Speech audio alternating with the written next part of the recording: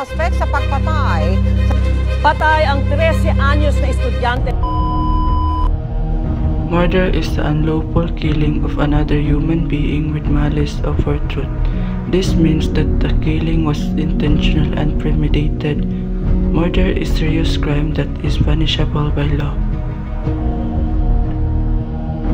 Murder is a complex issue with many different factors that can contribute to its occurrence.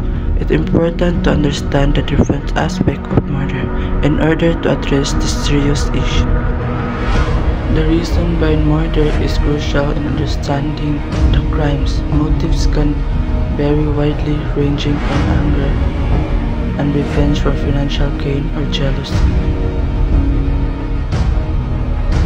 The method used to commit the murder is another important aspect. This could involve firearms, blunt force trauma, poisoning, or other methods.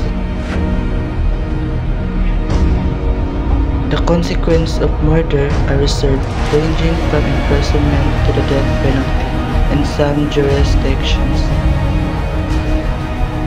It's important to remember that murder is a serious crime with devastating consequences for victims and their families. How to avoid murder? First, be aware of your surroundings. Pay attention to who is around you and what is happening. Second, practice self-defense. Learning basic self-defense technique can help you protect yourself if you are attacked. Third, be cautious about who you trust. Don't share personal information with strangers and be careful about who you let into your home. Fourth, communicate with loved ones.